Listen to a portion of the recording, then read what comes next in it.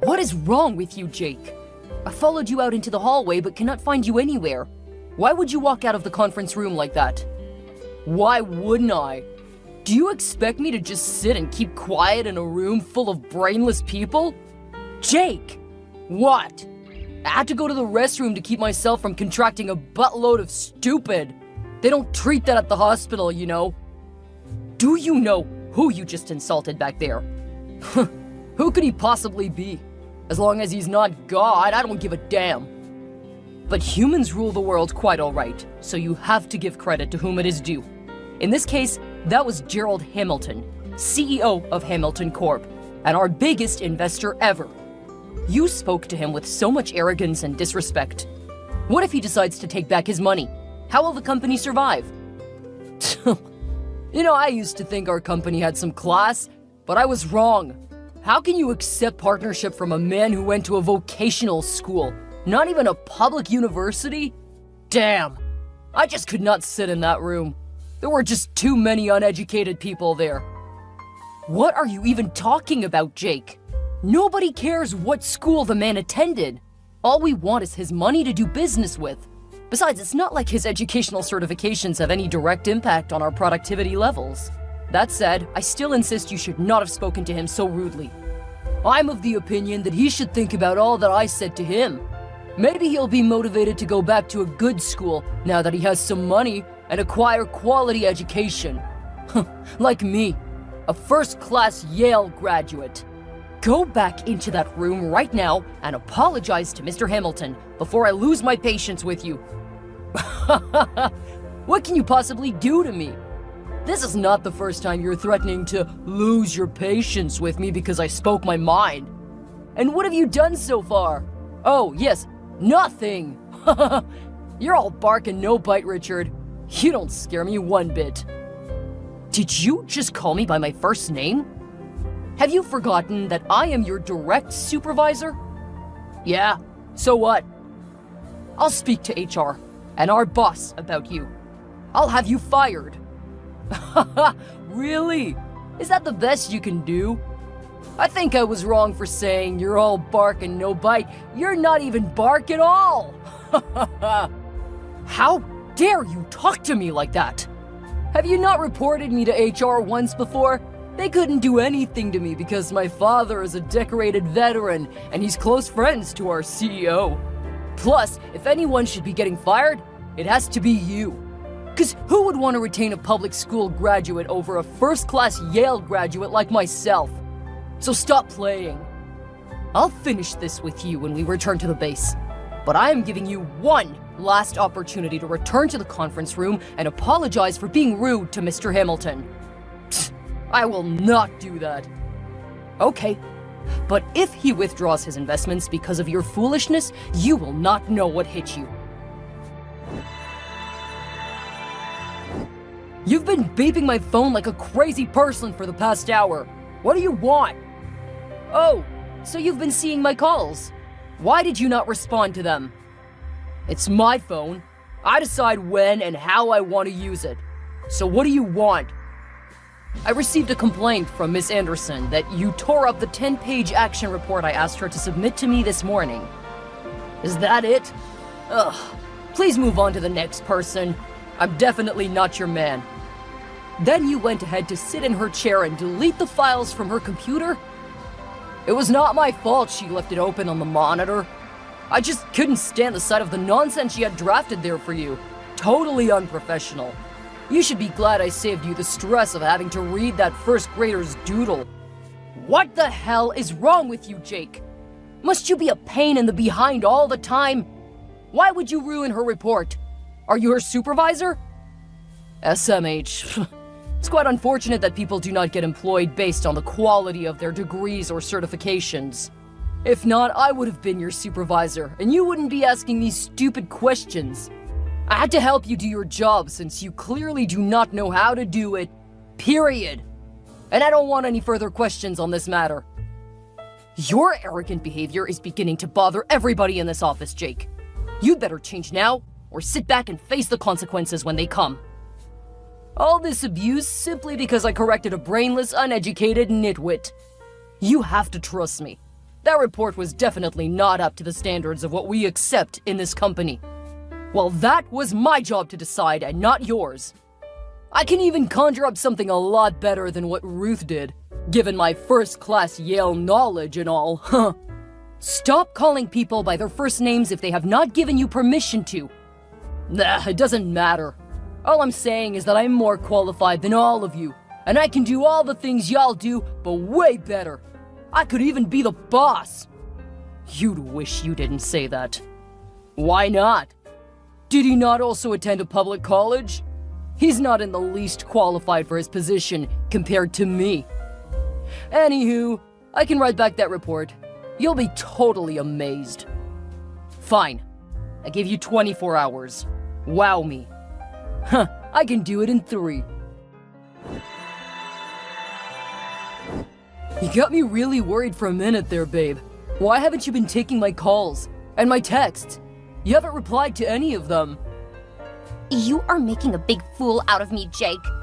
That's why I don't want to talk to you anymore. What? How? It's been 6 months since you asked me to marry you, Jake. And since then, you have not stepped up or done the needful. Oh, Kim, is that what the issue is? I've told you several times that I'm still working to put some things in place. I'm looking to get a promotion at work and all, so that I can be sure of a stable means of income before coming to marry you. I understand, but I'm really getting uncomfortable now. I understand why this will bother you. However, I need you to believe me. I really love you, and I want to take care of you with all my heart. You know you must not get a promotion at your current office, right? I don't understand. You have a first-class degree from Yale, don't you? Yes. If you cannot get a promotion in your company, then apply for a more befitting role someplace else. I just can't wait for you anymore. I believe I have to explain to you why I cannot do that. My dad got me this job with his connections, and now that he's sick, it would be foolish to leave job security behind and go in search of greener pastures and uncertain places. I am this close to getting a promotion here. It wouldn't take so long before I'm able to make all your dreams come true. I promise. It's obvious you don't love me anymore. You'll just sit back and watch my parents and siblings ridicule me. My younger sister got engaged months after I did, and guess what? She got married yesterday! Ugh, I've told you to stop comparing yourself with others, Kim. It's not a healthy trait. How can I, when my mom thinks I'm waiting endlessly for a man who'll never come? My father even asked me to throw my toy ring away! Oh, I'm so pissed right now! I'll make it up, I promise. Don't promise! Just come! Come and make your intentions known! We don't need any more money than we already have. My parents are rich enough to set us up on something for life. So, money's not the problem? Money has never been the problem, Jake. That's great. So how does next weekend sound? Perfect. Hello, Richard. I've sent the report to your email as I said I would. You know that was wrong, right? You shouldn't have sent the report to my personal email. We have my official email for a reason. And I don't need a soft copy, I wanted a hard copy. Way ahead of you. I gave that to your secretary. Oh, I've seen it. This is some clean job for a first-class Yale graduate. I don't know if that was meant to be a compliment or an insult, but you can say it again. I'm the best at what I do. Huh. I clearly overrated you, Jake. I used to think your arrogance and pride were based off of true accomplishments, but I was wrong. You're even more useless than I could imagine. Huh? Let me try to put this plainly for you then. You did such a great job on this report that you forgot to delete the Chat ABC watermark on the work you copied. Huh? I did not copy that work. It was an original. My brainchild. It's here. You can go through a copy if you have one. Pages 2, 3, 4, 6, 8, and 11. You practically copied the entire report. There's Chat ABC written all over it. This is illegal in this company. We use AI for analytic purposes only. All statistics and ideas are generated organically. That is how we have been able to sustain optimal performance and excellence all these years. Shut up right now, Richard. What?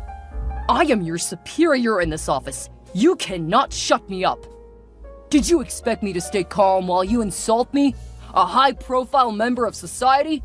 How dare you accuse a first-class Yale graduate of plagiarism? Accuse? You stole a report online. You have no proof. Gosh, are you really that much of a dunce? The proof is right here in your face. I even doubt you actually have a degree from Yale. What? How can you even say something like that? Everybody in this office knows I'm the most academically qualified employee here. As a matter of fact, I don't doubt. I know you don't have a degree from Yale. Huh? Don't act as if you do not understand what I'm saying, Jake. You say you have a first-class degree, but your certificates say otherwise. You're telling lies. I attended Yale University. I did not say you did not attend Yale. I'm saying that what you got from them is a certificate of attendance. The one you submitted to HR was forged. What? How did you find that out? I can see you did not read your employment agreement before signing. You authorized us to validate any of the information you submitted. But that was not done seriously because you got employed through connections to the boss.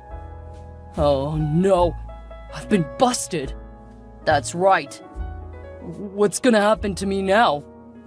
See, in this company, you need 3 strikes to get an indefinite suspension, or better still, in your case, to get fired. The first strike was you talking disrespectfully to our highest investor, Mr. Hamilton. The second was you saying you're more educated than the boss himself. And the last and final straw was lying to us about all your academic qualifications.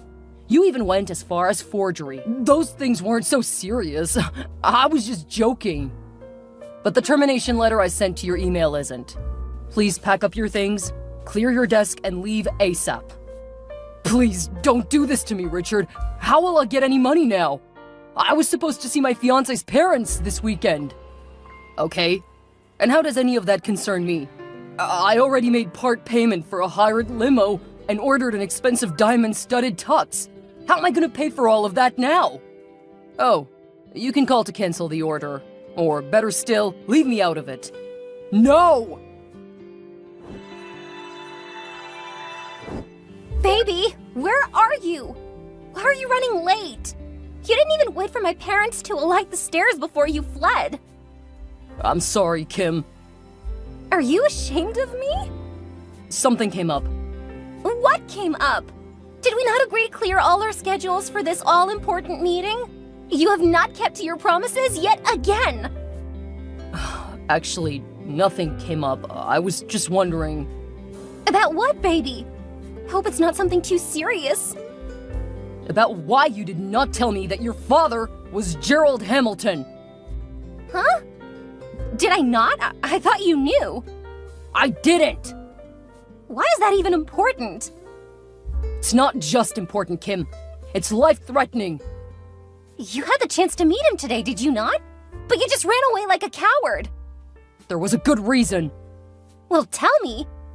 Remember that day I told you that I roasted one of our uneducated investors for bringing up stupid ideas? Yeah?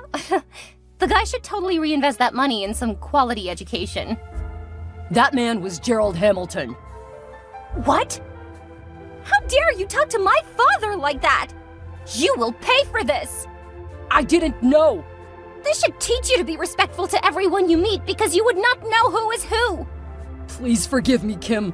I'll come back in and apologize to him. I'm really sorry. There's no need for that now! Our engagement is off! Oh, don't do this to me, please! How will I get any money now? I just got fired yesterday! The entire universe seems to be against me now! So you really only wanted me for my father's money? No! Yes. I just need some money to pay up for the limo I hired. The limo isn't yours too? Who are you? Maybe next you'll say you didn't actually go to Yale? The money is not that much. It's just $1,000. You are simply unbelievable. Please don't dump me, Kim. I have a bright future ahead of me. You could be a part of it. I'll get some guards to see you on the way out. Word just got to me that you're in the premises, Jake. And more than that, you're sitting at your former desk and trying to access the computer. Yes, but it's kinda not working. Did someone change the password? It would be great if you could tell me the new one. Huh? Are you playing a trick on me?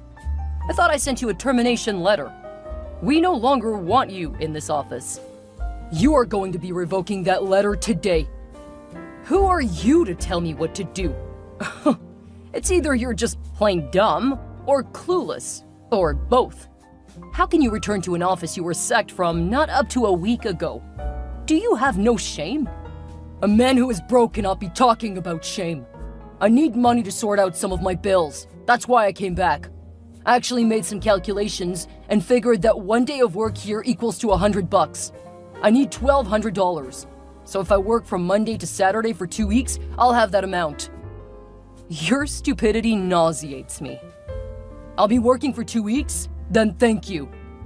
You're not going to be working here. Get your things and leave this place peacefully, or I'll call security. If I were you, I wouldn't call security on me. Why not? Because I'll expose you. Expose me? For doing what? Figuring out that you forged an important document?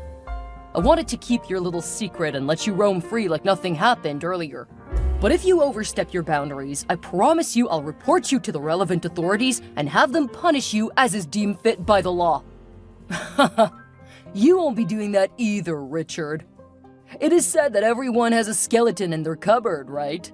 Well, I found yours. You do not know what you are talking about. I am a man of integrity, and I do not misbehave. What if I told you I have a picture of you making out with Miss Anderson? What? Why will I want to have anything to do with her? She's my subordinate, and it is against work ethics.